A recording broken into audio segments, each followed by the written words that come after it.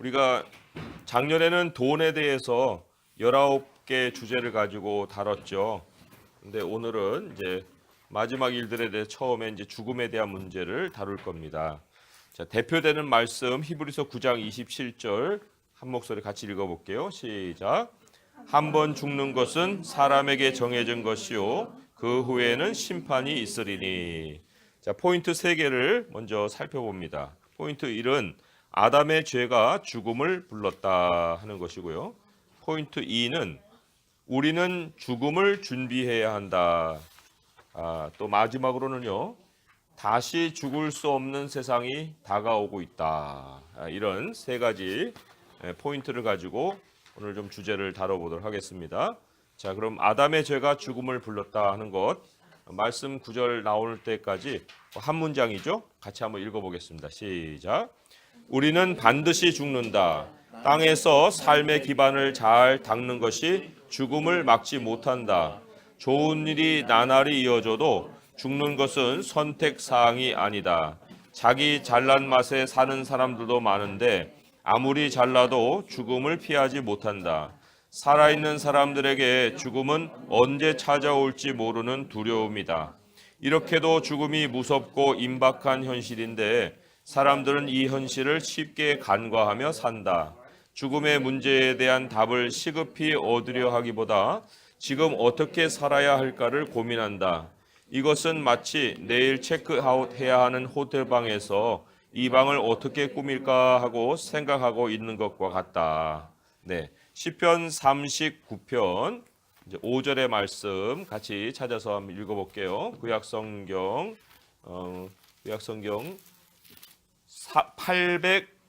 831쪽입니다.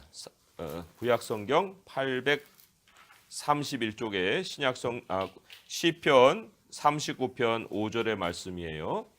같이 한번 읽어볼게요. 시작. 주께서 나의 날을 한 뼘 길이만큼 되게 하심에 나의 일생이 주 앞에는 없는 것 같사오니 사람은 그가 든든히 서 있는 때에도 진실로 모두가 허사뿐이니라. 예, 거기에 보면은 일생이라는 말이 나오죠. 일생. 일생이라는 거는 이제 한 번 사는 것이다. 그런 뜻이에요. 한 번 사는. 2번 못 살아요. 2번 살고 싶어도 못 사는 것이고 한 번 사는 것이고요. 그리고 그 생이라는 한자가 사람인의 흑토자거든요. 그래서 사람이 땅에 있는 것이 바로 생이다 이렇게 나와 있어요. 그래서 이 땅에서 사람은 다 땅에 발을 붙이고 살고 있지만 한 번밖에 살 수 없는 생을 살고 있고, 그리고 마지막이 있기 때문에 이 든든히 서 있는다. 그것이 결국은 무의미해진다는 거예요. 든든하다? 뭐가 든든하냐? 마지막에는 다 헛된 물거품으로 흙으로 돌아가는 존재가 되는 인생인데, 그래서도 우리가 이 땅에서 죽음에 대한 문제를 시급하게 해결하지 않고 마냥 사는 것만 생각한다는 것이 얼마나 어리석으냐 하는 것을 성경이 또 얘기를 해주고 있어요. 자, 이어지는 문장을 또 한번 같이 쭉 성경 구절 나올 때까지 읽어보겠습니다. 시작. 성경은 죽음이 처음부터 사람의 현실이 아니었다는 사실을 가르쳐준다. 죽음은 하나님이 지으신 세상에 없던 현실인데 한 사람의 죄로 말미암아 세상에 들어온 것이다. 그러므로 한 사람으로 말미암아 죄가 세상에 들어오고 죄로 말미암아 사망이 들어왔나니 이와 같이 모든 사람이 죄를 지었으므로 사망이 모든 사람에게 이르렀느니라. 이 말씀에 따르면 죽음만 아니라 죽음의 결과를 가져온 죄도 처음 세상에 없던 현실이었음을 알 수 있다. 태초에 하나님이 천지를 창조하실 때 만물이 생동력을 가지게 된 근원은 하나님이 있으라 나니라 모이라 내라 이루라 등과 같이 만물을 만드시고 질서를 부여하실 때 선포하셨던 말씀이다. 하나님의 말씀에 따라 광대한 우주는 아름다움을 나타냈고 어마어마한 시스템 속에서도 서로 조화 있게 움직이며 생명력을 내뿜었다. 모든 것은 연결되어 하나님의 영광을 드러냈다. 그런데 사람이 하나님의 말씀을 따르지 않고 스스로의 결정을 따라 행동했을 때 죄가 세상에 들어왔다. 죄가 세상에 들어오면서 말씀으로 연결되어 생명력을 바라던 세상은 산산이 깨졌다. 사람과 사람의 연합, 사람과 땅의 조화, 사람과 하나님의 관계가 깨졌다. 가장 비극적인 결과는 사람의 육체와 하나님의 영의 연합이 깨져 사람에게서 생명이 떠난 것이다. 사람이 하나님의 말씀을 어기고서 당장 죽지는 않았지만 태엽이 풀리고 있는 시계와 같이 남아있는 육체의 기능들이 끝을 향해 작동할 뿐이었다. 사람만이 아니다. 세상에 죄가 들어온 후로 짐승도 식물도 우주 전체도 함께 죽었다. 만물도 사람과 마찬가지로 남아있는 육체의 기능을 하며 끝을 향해 죽어가고 있다. 네. 전도서 3장 19절을 보시면 이제 짐승의 운명에 대한 말씀이 나오죠. 지금 뭐 블랙홀은 죽은 별의 그 밀도 때문에 그 엄청난 중력으로 모든 것이 빨려 들어가는 현상이라고 얘기를 하지 않습니까?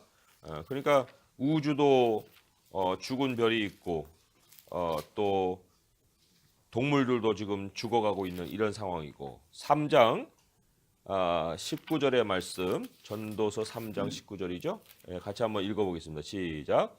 인생이 당하는 일을 짐승도 당하나니 그들이 당하는 일이 일반이라 다 동일한 호흡이 있어서 짐승이 죽음같이 사람도 죽으니 사람이 짐승보다 뛰어남이 없음은 모든 것이 헛됨이로다. 네, 강아지도 어렸을 때는 귀엽지만은 강아지 수명이 한 20년 된다잖아요. 근데 강아지를 무덤에다가 묻을 때에도 그렇게 슬프답니다. 왜 슬퍼요? 그게 다 죽음이 만들어 놓은 애통 아니겠어요? 그런데 사람만 죽는 것이 아니라 짐승도 죽고 식물도 시들어가서 죽고 또 참 이 행성도 죽고 모든 것이 약간 다 태엽이 풀리듯이 다 풀리고 있는 이런 상황이잖아요.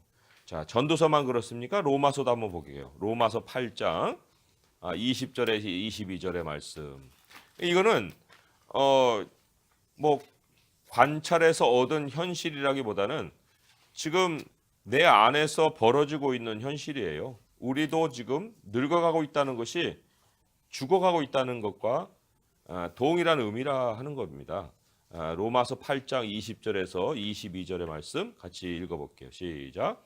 피조물이 허무한 데 굴복하는 것은 자기 뜻이 아니요 오직 굴복하게 하시는 이로 말미암음이라.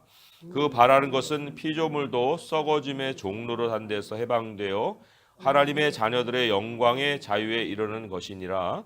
피조물이 다 이제까지 함께 탄식하며 함께 고통을 겪고 있는 것을 우리가 아느니라. 이거는 이제 피조물은 이 만물 전반을 다 얘기하는 거예요. 허무한데 굴복한다는 것이 결국은 죽음에 처한다는 얘기입니다. 허무한데 굴복한다. 그리고 또 21절에 보면 썩어짐의 종로를 한다. 이것도 바로 죽어간다는 걸 얘기하는 거예요. 그런데 누구 때문에 이렇게 됐느냐? 그게 바로 사람 때문에 그렇게 된 거거든요. 그러니까 사람이 살아나면 만물이 회복이 될 텐데, 그런데 그 사람이 죽음에 처해 있으니 만물도 지금까지 탄식하면서 함께 고통을 겪는다 그랬어요. 함께. 예. 그래서 저희가 그 창립 예배 때 어느 집사님이 나무를 심어 가지고 오셨거든요. 그런데 그 나무가 다 말라 비틀어갖고 죽어서 이제 버렸어요.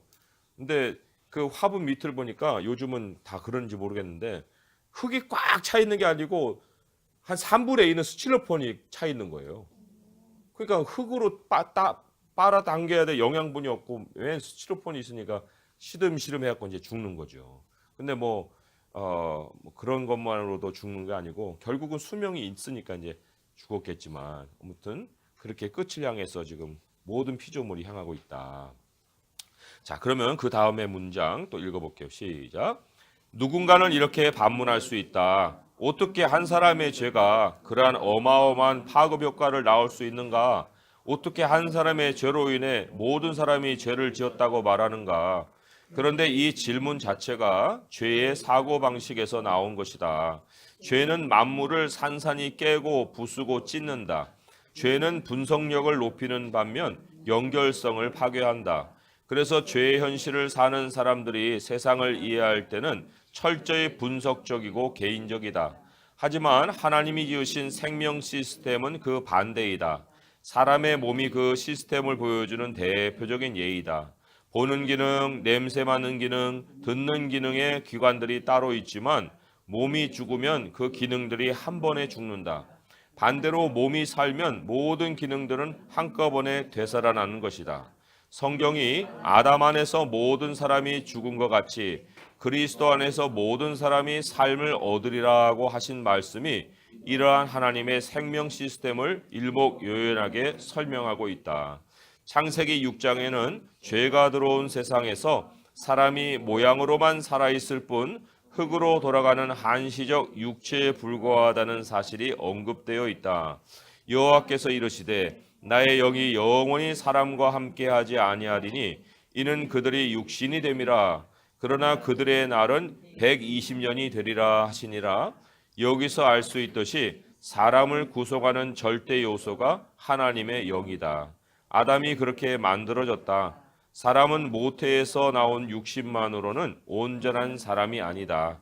아담이 죄를 짓고 그에게서 하나님의 영이 떠난 후 그에게는 오직 육신만 남았고 그 육신에서는 또 다른 육신이 나올 뿐이다. 예수님은 육으로 난 것은 육이요 영으로 난 것은 영이니 내가 네게 거듭나야 하겠다 하는 말을 놀랍게 여기지 말라고 하셨다. 네. 여기 그 육이라고 할 때에는 우리들이 가지고 있는 정신, 그것까지 다 이성 이런 게 다 포함이 되는 거예요. 육 안에 그 기능이죠. 그래서 뭐 돌고래도 지능이 굉장히 뛰어나면은 사고하다고 하지 않습니까? 그리고 또 코끼리도 말을 합니다. 말하는 코끼리 유튜브에 보면은 나와요. 굉장히 코끼리가 지능이 높다는 거죠. 그런데 그러한 것이 있다 한들 우리에게 가장 중요한 사람을 이루는 요소가 뭐냐면 하나님의 영이라는 거예요. 창세기 2장 17절 사람이 어떻게 만들어졌느냐 성경이 선포하는 그 사람의 구성 요소를 한번 확인을 해보도록 하겠습니다. 창세기 2장 2장 17절이 아니고요. 거기에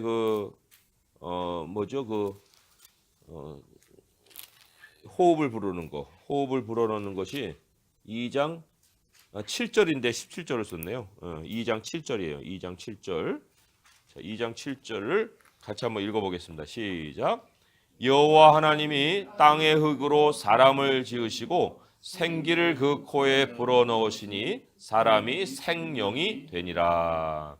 이 생령이라는 것은 이제 living being 혹은 이제 그 각주에 보면 생물이 되니라 이런 말이 있어요. 살아있는 그 덩어리 또 살아있는 존재 뭐 이렇게 번역할 수 있어요.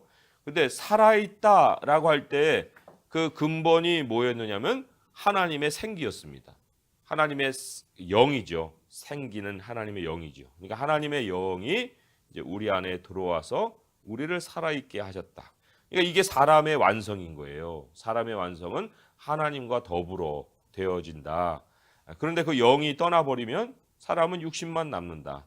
그러니까 이성적인 판단은 있으되 생명은 잃어버린 존재가 된다. 그렇게 선포를 하고 있어요. 그래서도 육으로 난 것은 육이요 영으로 난 것은 영이니 했으니 우리가 지금 보는 모든 사람들을 다 사람이라고 정의를 하지만 모양은 그래요. 모양은 그런데 그러나 실상은 살아있는 사람과 죽어가는 사람으로 우리가 나눌 수가 있다 할 수 있습니다. 자, 이어지는 문장 읽어볼게요. 시작. 하나님 백성은 하나님의 영이 함께하는 사람들이다. 그들의 특징은 하나님의 이름을 부르는 것이다. 구약에서는 하나님의 영이 이스라엘 백성 전체와 함께 하셨고 신약에서는 각 사람 안에 하나님의 영이 영주하신다. 그렇다고 하나님 백성의 공동체성이 신약 시대에 와서 개별성으로 바뀐 것이 아니다. 성령의 내주는 하나님의 교회가 민족의 울타리를 넘어 열방으로 확산된 것을 의미한다. 성령의 내주하심으로 인하여 우리는 우주적인 교회를 세워갈 수 있게 되었다. 즉 죄가 깨버린 세상이 성령으로 다시 연합되고 하나님과 사람, 사람과 사람, 그리고 사람과 만물의 화평이 이루어지는 것이다. 이 화평은 예수 그리스도가 땅에 오셔서 시작하셨지만 하나님이 새롭게 창조하시는 새하늘과 새 땅에서 완성될 것이다. 네, 계시록 21장 1절에 보시면은 거기 새하늘과 새 땅이 소개가 되어 있어요. 자, 새하늘과 새 땅에 대해서 한번 보겠습니다. 21장 1절의 말씀이에요. 함께 읽어볼게요. 시작. 또 내가 새하늘과 새 땅을 보니 처음 하늘과 처음 땅이 없어졌고 바다도 다시 있지 않더라. 여기 처음 하늘, 처음 땅이 지금 우리가 살고 있는 이 시스템이에요. 이 만물. 그러나 하나님이 이 만물이 접어지고 새로운 시스템이 우리에게 찾아올 거라는 것을 가르쳐주고 있습니다. 그 새로운 시스템에서 존재하는 사람이 누구냐? 바로 하나님의 영을 가진 사람들이다. 이렇게 말씀을 하고 있지요. 그래서도 모든 것이 다 연결되는 세상이 새하늘과 새 땅입니다. 화평은 연결됨이에요. 그래서 우리가 지금 여기서 배경이 다 다릅니다. 자라온 배경, 교육받은 배경, 부모도 달라요. 다 달라요. 그런데 어떻게 우리가 이렇게 소통이 가능하냐? 그게 바로 중심에 하나님이 계시기 때문에 그런 거거든요. 하나님의 이름을 부르기 때문에 함께 할 수가 있는 거죠. 그래서도 이 하나님의 백성의 공통 요소에 하나님의 영이 있다는 것을 우리가 다시 확인할 수 있고요. 그럼 이제 질문으로 한번 가보겠습니다. 죽음이 지배하는 세상에서 여전히 생명력을 가지고 살아갈 수 있는 길이 무엇이라고 생각하는가 했습니다. 죽음이 지배하는 세상은 지금 이 시스템인데 여기서 생명을 누릴 수 있는 길이 있다는 거예요. 자, 여호수아 말씀과 이사야 말씀 두 구절을 찾아볼 텐데요. 여호수아 23장 14절의 말씀을 보겠습니다. 여호수아 23장 14절의 말씀. 여호수아가 이제 마지막 유언과 같은 말을 남기면서 이런 말을 한 거거든요. 구약성경 356쪽 같이 읽어볼게요. 시작. 보라, 나는 오늘 온 세상이 가는 길로 가려니와 너희의 하나님 여호와께서 너희에게 대하여 말씀하신 모든 선한 말씀이 하나도 틀리지 아니하고 다 너희에게 응하여 그 중에 하나도 어김이 없음을 너희 모든 사람은 마음과 뜻으로 아는 바라. 예. 온 세상이 가는 길, 온 세상이 가는 길이 죽음이에요. 여호수아가 엄청난 용사였잖아요. 정복을 다 이루고 그 사람도 죽었어요. 그 온 세상으로 가지만 그러나 여전히 살아있는 사람이 생명력을 가질 수 있는 길을 제시하고 죽었어요. 그게 뭐냐? 선한 말씀이 하나도 틀리지 않고 당에 응한다. 하나님의 말씀을 따라서 살아가는 것이 죽음이 덮여있는 현실을 통해서도 생명력을 이룰 수 있는 일이다. 이렇게 유언을 남겼고요. 또 이사야 40장의 말씀을 또 보겠습니다. 이사야 40장 6절에서 또 8절의 말씀이죠. 이사야 40장 6절에서 8절의 말씀, 구약성경 1014쪽에 있습니다. 이사야 40장 6절에서 8절 같이 읽어볼게요. 시작. 말하는 자의 소리여 이르되 외치라. 대답하되 내가 무엇이라 외치리까 하니 이르되 모든 육체는 풀이요 그의 모든 아름다움은 들의 꽃과 같으니 풀은 마르고 꽃이 시듬은 여호와의 기운이 그 위에 불미라. 이 백성은 실로 풀이로다. 풀은 마르고 꽃은 시드나 우리 하나님의 말씀은 영원히 서리라 하라. 예. 우리 자신이 풀이에요. 풀. 정말 보잘것없는 풀이에요. 풀은 말라버립니다. 바스라져 버리죠. 그런데 하나님의 말씀은 영원히 선다. 말씀이 세상을 창조했기 때문에 우리가 계속 하나님의 말씀을 듣고 묵상하고 따르는 것이 생명을 유지해가는 길이다.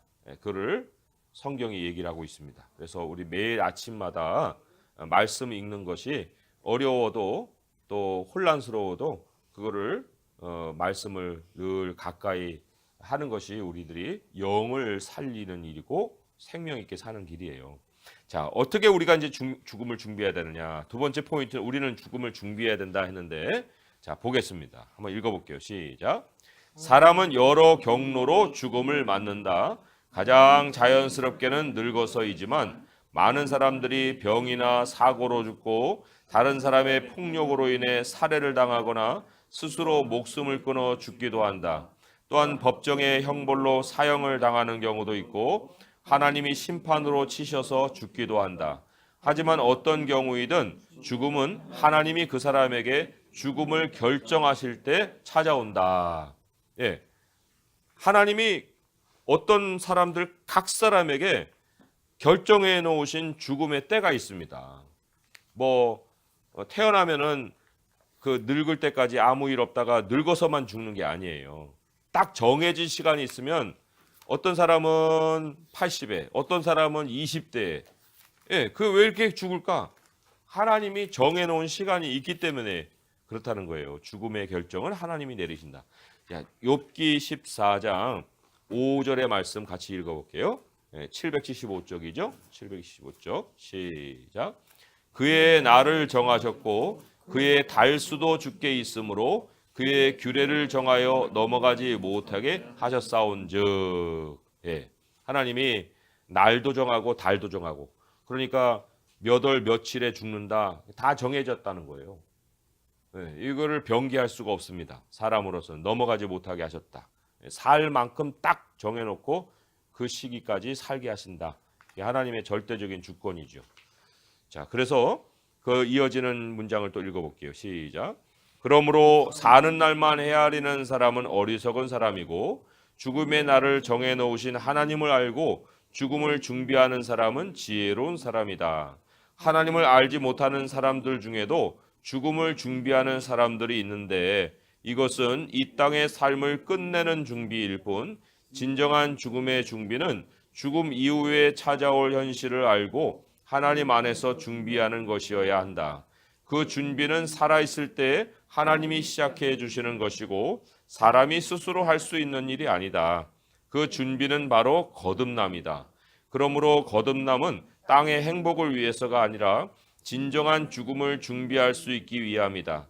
또한 거듭남은 하나님이 창세전에 우리에게 주신 은혜대로 되는 일이고 구원의 전체 역사 곧 복음을 통해 그 전말이 밝히 드러난 사건이다. 이게 무슨 얘기냐 하면 이제 디모데후서를 한번 찾아서 보면서 설명을 드릴게요. 디모데후서 1장 9절에서 10절의 말씀입니다. 디모데후서 1장 9절에서 10절 읽어봅니다. 시작. 하나님이 우리를 구원하사 거룩하신 소명으로 부르심은 우리의 행위대로 하심이 아니요 오직 자기의 뜻과 영원 전부터 그리스도 예수 안에서 우리에게 주신 은혜대로 하심이라. 이제는 우리 구주 그리스도 예수의 나타나심으로 말미암아 나타났으니 그는 사망을 패하시고 복음으로써 생명과 썩지 아니할 것을 드러내신지라. 예, 9절부터 보면은요. 우리를 구원하사 거룩하신 소명으로 부르셨다. 이게 거듭남이에요. 대언아 하고 하나님이 이제 부르시는 그 부르심이 바로 우리를 하나님께로 인도해 하시는 하나님의 손길이었습니다. 그게 우리의 행위대로 된 게 아니에요. 내가 하고 싶다고 된 게 아니고 두 가지로 됐다고 그랬잖아요. 첫째는 하나님의 뜻으로 된 거라고 그랬어요. 하나님의 뜻.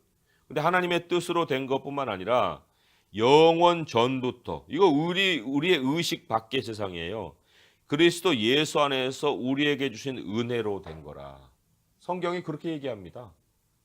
그러니까 하나님의 뜻과 이미 영원 전에 은혜를 딱 베풀어 주신 대로 현실에서 하나님의 그 부르심이 일어나는 거예요. 대언아. 그래서 네 하고 이제 대답을 했습니다. 자, 그런 하나님의 거듭남이 시작이 된 사람만이 죽음을 준비한다는 겁니다. 예. 그리고 그 거듭남의 역사라는 것은 어떻게 우리에게 설명이 되느냐 하는 게 10절인데, 우리 구주 그리스도 예수의 나타나심으로 말미암아 그 나타났으니, 우리에게 주신 뜻과 은혜가 다 주님 때문에 나타났는데, 그는 사망을 패하시고 복음으로써 생명과 썩지 않을 것을 드러내신 분이시다, 이렇게 얘기합니다.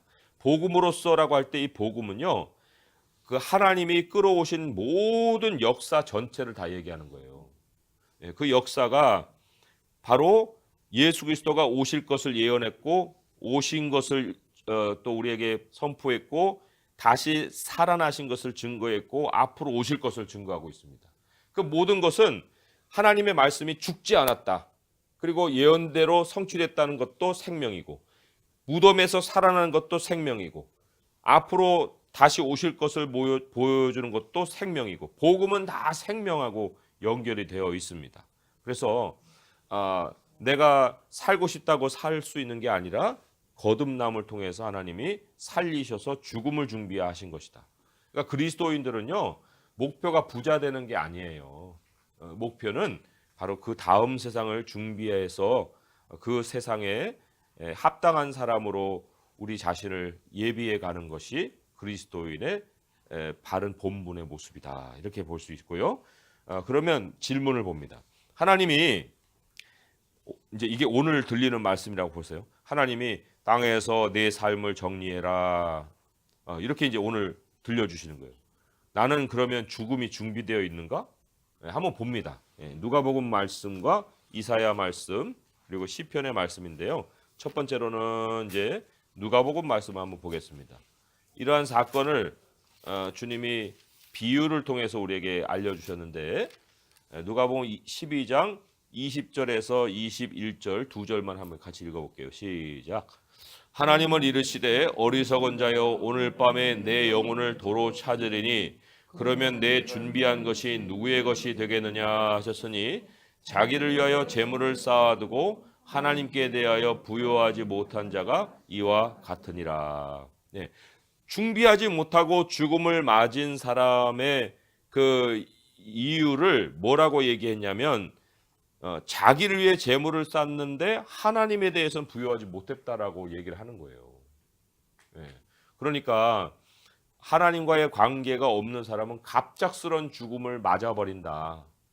그러나 하나님과의 관계 속에서는 갑작스럽게 죽음이 찾아오지 않는다는 것을 여기서 얘기를 하고 있죠.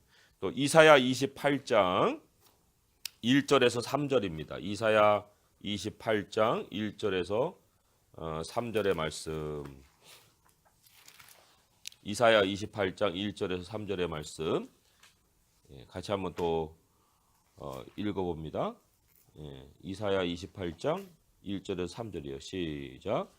에브라임의 술 취한 자들의 교만한 면류관은 화 있을진저, 술에 빠진 자의 성 곧 영화로운 관같이 기름진 골짜기 꼭대기에 세운 성이여, 쇠잔에 가는 꽃같이 화 있을진저, 보라 죽게 있는 강하고 힘 있는 자가 쏟아지는 우박같이 파괴하는 광풍같이 큰 물이 넘침같이 손으로 그 면류관을 땅에 던지리니, 에브라임의 술 취한 자들의 교만한 면류관이 발에 밟힐 것이라. 예, 이거 참 술 마신 사람들 특징이 막 고성 막 그 지르고 막 이 힘 자랑하고 다른 사람 멸시하고 이런 모습들 보이잖아요. 근데 그게 다 이 한순간 끝난다.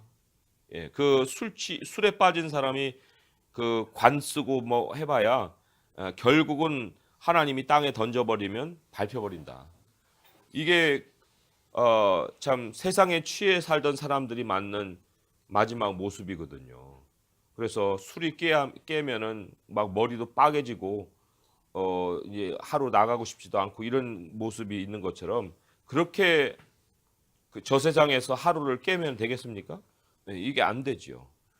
시편 90편을 또 찾아볼 때 거기에 이제 지혜로운 사람에 대한 말씀을 이렇게 소개를 하고 있는데, 시편 90편 10절에서 13절입니다. 장례식 때에 제가 많이 인용하는 말씀이기도 하지요. 시편 90편 10절에서 13절입니다. 같이 읽어볼게요. 시작. 우리의 연수가 70이요 강건하면 80이라도 그 연수의 자랑은 수고와 슬픔뿐이요 신속기간이 우리가 날아가나이다. 누가 주의 노여움의 능력을 알며 누가 주의 진노의 두려움을 알리이까. 우리에게 우리 날 계수함을 가르치사 지혜로운 마음을 얻게 하소서. 여호와여 돌아오소서. 언제까지니까 주의 종들을 불쌍히 여기소서. 네. 여기 하나님을 초청하잖아요. 하나님 돌아오세요. 하나님 우리를 불쌍히 여겨주세요. 그 마음이 어디서 오냐? 나의 남은 날을 헤아려 보니까 하나님밖에 없다는 거예요. 지금까지는 부모님이 내 뒤도 대줬고 또 든든한 아내도 옆에서 나를 도와줬고 했는데 늙어가면 늙어갈수록 이제 혼자가 되는 거예요. 그리고는 죽음의 어떤 참 두려움이 휩싸일 때 지금 하나님을 향한 기도가 지금 이렇게 나오잖아요. 여호와여 돌아오세요.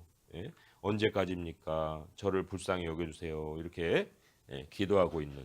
그래서 우리가 죽음이 준비되어 있는가라고 할 때 하나님이 우리 입속에서 하나님을 부를 수 있는 사람은 다 준비가 된 사람들이다 할 수가 있습니다. 자, 마지막에는 조금 더 소망이 있는 말씀으로 우리가 좀 대할 텐데요. 다시 죽을 수 없는 세상이 다가오고 있다. 죽는 게 끝이 아니기 때문에 이제 그 이후의 세상을 우리가 알아야 되는데 그 이후의 세상은 다시 죽을 수가 없는 세상이에요. 자, 그 세상을 어떻게 맞을 것이냐 하는 건데 우리 같이 읽어볼게요. 시작. 예수님이 땅에 오셔서 가르치고 보여주신 모든 것은 우리가 죽음 이후에 맞을 하늘의 현실이다. 그 가운데 절정은 예수님이 사망을 이기시고 부활하신 것이다. 하늘과 땅의 가장 큰 차이는 하늘에는 사망이 없고 거기서는 다시 죽을 수 없다는 것이다. 하나님이 영원한 심판을 행하실 때 사망 자체를 사망하게 하실 것이기 때문이다. 이것은 구약에 예언된 말씀이 영원히 이루어지는 것이고 예수님의 부활이 그 예언 성취의 첫 사건이다. 그리고 하나님의 백성인 우리가 다 변화하여 썩지 아니할 것으로 다시 살아날 때 이 예언은 완전히 이루어져 영원한 현실이 될 것이다. 자, 그 예언을 담고 있는 신약의 말씀이 고린도전서 15장에 나와요. 고린도전서 15장 51절에서 54절인데요. 신약 성경 282쪽에 있습니다. 284쪽에 있네요. 고린도전서 15장 51절에서 54절까지 같이 읽어볼게요. 시작. 보라 내가 너에게 비밀을 말하노니 우리가 다 잠잘 것이 아니요 마지막 나팔의 순식간에 홀연히 다 변화되리니 나팔 소리가 나매 죽은 자들이 썩지 아니할 것으로 다시 살아나고 우리도 변화되리라. 이 썩을 것이 반드시 썩지 아니할 것을 입겠고 이 죽을 것이 죽지 아니함을 입으리로다. 이 썩을 것이 썩지 아니함을 입고 이 죽을 것이 죽지 아니함을 입을 때에는 사망을 삼키고 이기리라고 기록된 말씀이 이루어지리라. 사망아 너의 승리가 어디 있느냐? 사망아 내가 쏘는 것이 어디 있느냐? 사망이 쏘는 것은 죄요 죄의 권능은 율법이라. 우리가 더 많이 읽었나요? 54절까지. 어쨌든 이 썩을 것이 썩지 아니함을 입는다. 우리 육체는 다 썩어요. 뭐 그리스도인들 중에는 그런 사람들이 있어요. 그리스도인 화장하면 안 돼요. 매장해야 돼요. 근데요, 시간 차이지 매장한 사람도 다 썩어요. 그래가지고 가루로 다 바뀌어진다고요. 그러니까 매장이든 화장이든 그게 상관한 것이 아니라 썩을 몸이 이제 썩지 않을 몸을 입는다. 하나님이 우리에게 새 몸을 주십니다.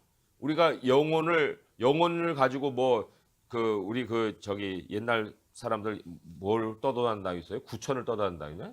그런 말이 있잖아요. 그렇게 날아다니는 게 아니에요. 영혼이 그러니까 죽으면은 육체에서 떠납니다. 떠나는데 그 영혼이 하나님의 심판 앞에 있기까지는 이제 머무는 그 기간이 있어요. 그렇지만 그 기간을 지나면 하나님이 우리에게 새 몸을 주시는 거예요. 예수님이 우리를 찾아오실 때에 새로운 몸을 주셔서 그 몸으로 새 하늘과 새 땅의 삶을 살아가게 하신다는 겁니다. 삶이 기다리고 있는 저 세상이에요. 그래서도 우리가 이 하나님이 우리에게 주실 이 세상이 전부가 아니고 죽음을 두려워할 일이 없는 것은 영원한 몸을 갖고 살 새로운 삶이 우리를 기다리고 있기 때문에 그렇다는 거죠. 자, 이어서 읽어봅니다. 시작. 예수님을 믿는 우리는 세상이 죽음을 맞는 것 같은 방식으로 죽음을 맞지 않는다. 예수님이 무릇 살아서 나를 믿는 자는 영원히 죽지 아니하리니 이것을 내가 믿느냐고 물으셨는데 우리는 예수님을 믿음으로 영원히 죽지 않을 것을 믿는다. 우리는 두려운 중에 죽음을 맞지 않고 어느 날 잠을 자고 깨어난 아침에 주님의 형상을 보는 기쁨을 누리게 될 것이다. 자, 이게 무슨 얘기냐 하면 우리 시편 거기 밑에 문제에도 있겠지만은요. 한번 먼저 말씀을 찾아놓고 문제를 한번 읽어보도록 하겠습니다. 시편 17편 14절 15절의 말씀인데요. 시편 17편 14절 15절의 말씀. 시편 17편 14절 15절 말씀 같이 읽어봅니다. 시작. 여호와여 이 세상에 살아있는 동안 그들의 분깃을 받은 사람들에게서 주의 손으로 나를 구하소서. 그들은 주의 제물로 배를 채우고 자녀로 만족하고 그들의 남은 산업을 그들의 어린 아이들에게 물려주는 자니이다. 나는 의로운 중에 주의 얼굴을 배우리니 깰 때에 주의 형상으로 만족하리이다. 네, 14절은 세상의 사람들이 준비하는 죽음이에요. 네, 거기 그 주의 제물로 했는데 하나님이 다 베풀어 주신 건데 그걸 가지고 이제 자기 배에 채우죠. 자녀 만족시키죠. 유산 물려주죠. 그게 가장 좋은 그 죽음 준비라고 생각하고 살고 있는 거예요. 그런데 정작 진짜 그 죽음을 준비한 사람은 어떤 결과를 맞느냐? 15절에 보니까 깰 때에 주의 형상을 만나는 거예요. 깰 때. 이 깰 때라는 것이 굉장히 의미가 있습니다. 왜냐? 이 하나님을 믿는 사람들의 죽음을 뭐라고 표현하냐면 잔다라고 얘기했거든요. 잔다. 우리 오늘도 잘 거예요. 의식을 잃고 잡니다. 의식이 있는 중에 자는 건 자는 게 아니에요. 잠이 안 든 거지. 잠 들면은 의식 오프 꺼지는 거예요. 그리고 이제 아침 되면 이 의식이 다시 찾아오는데 그런데 의식이 찾아왔는데 여기가 아닌 거예요. 그게 바로 믿는 사람들의 죽음이에요. 두려울 일이 아니죠. 그냥 졸리면 자면 돼요. 그러면 죽는 거예요. 그리고는 하나님이 부르시는 그날에 깨어난다. 그랬을 때 이 질문에 이렇죠. 이제 문제입니다. 땅에서는 생을 마감하는 시간이 있지만 하늘에서는 사망이 없고 영원한 삶이 시작된다는 사실이 이 땅에서의 삶의 태도와 가치관에 어떤 영향을 미치는가 했는데 이 말씀을 우리가 가만히 보게 되면 계속 모든 것을 마지막으로 밀어넣고 오늘이라는 삶에 성실하지 못한 삶을 살 이유가 없는 거예요. 오늘은 오늘로 충분하게 살아가는 거예요. 내일은 하나님 나라일 수도 있잖아요. 그러니까 내가 이만큼 더 채워야지, 이만큼 내 아이들에게 더 물려줘야지, 내가 이만큼 더 저축해야지, 이런 어떤 그 강박관념으로 사는 것이 아니라 오늘도 편안하고 내일은 하나님이 나를 아침에 그 나라에서 깨우칠 수도 있다는 그 생각을 가지고 살면 너무 풍성하게 하루하루를 살아갈 수가 있다 하는 것입니다. 그래서 우리 오늘 짧게 죽음에 대한 문제를 다뤘지만은 이게 그냥 쉽게 간과할 수 있는 문제가 아니라는 거, 그리고 우리가 다 하나님 안에서 이미 준비된 죽음을 맞이하고 있다는 것을 기억하시고 오늘 이 말씀을 따라서 다시금 자신의 삶을 돌아보고 앞으로를 생각해 볼 수 있기를 바랍니다. 기도는 이렇죠. 기도문을 제가 한번 읽어볼게요. 사랑의 하나님 아버지, 순간순간 가슴을 쓸어내리는 일들은 모두 죽음과 관련이 있습니다. 무슨 일이 조금만 틀어지거나 잘 되던 일이 지속되지 않을 것 같은 걱정이 생기는 것도 죽음이 가져다주는 두려움에서 나옵니다. 하나님에게서 마음을 끊으려는 죄의 현실이 우리를 죽음의 현실로 몰아가지만 우리에게는 살아계신 예수님이 참 현실입니다. 우리는 주님 때문에 여기서도 실패하지 않고 영원히 죽지 않습니다. 어려운 순간마다 부활하신 주님을 바라보며 주의 말씀을 의지하여 생명력 있게 살아가도록 도와주시옵소서. 예수님의 이름으로 기도드립니다. 아멘. 자, 우리 각자 한 1, 2분 정도 또 하나님 앞에 말씀을 기억하고 기도하시면서 하나님, 이제 우리가 갈 나라가 있어요. 영원히 살아가는 날입니다. 우리 여기 사랑하는 사람들 이별하지 않고 영원히 만날 수 있는 그런 곳이고요. 하나님, 이 땅에서 우리들이 늙어가는 것을 슬퍼하거나 두려워하지 않게 해주시고 새로운 세상을 소망하면서 하루하루를 충만하게 살아갈 수 있게 해주세요 하는 기도로 우리 주님께 기도를 드리겠습니다. 하나님 아버지, 여전히 참 육신의 삶이 전부인 것으로 알고 살아가는 많은 영혼들이 있습니다. 아버지께서 우리를 그렇게 살려내심과 같이 또 저희들을 통하여서 그들의 눈을 띄워주시고 또 하나님이 부르시는 그 나라를 향해 함께 가는 놀라운 역사가 있게 하여 주옵소서. 우리는 누가 그러한 사람인지 알 수 없사오나 하나님이 정말 영원전에 은혜를 베풀어 주신 그러한 영혼들이 아직도 어둠 속에 또 잃어버린 양으로 돌아다니고 있습니다. 주님, 우리를 사용하시고 특별히 하나님 주님이 우리에게 사랑하는 가족을 또 그러한 복음을 전해야 될 대상으로 늘 마음에 두게 하십니다. 아버지 하나님, 우리들의 말과 우리들의 삶과 또 하늘나라를 향한 소망이 그들을 향한 메시지가 되게 하시고 또 하나님이 눈을 띄워 주셔서 그들도 거듭남으로 죽음을 준비해 갈 수 있도록 하여 주옵소서. 하나님, 오늘 이후로 우리들은 사는 날에 대하여 참 하지 않게 하여 주시옵시고 날마다 하루하루의 삶의 성실함으로 또 하나님이 주시는 풍요로움으로 늘 감사함으로 살아갈 수 있도록 하여 주옵소서. 우리 주 예수 그리스도의 이름으로 감사하며 기도합니다. 아멘.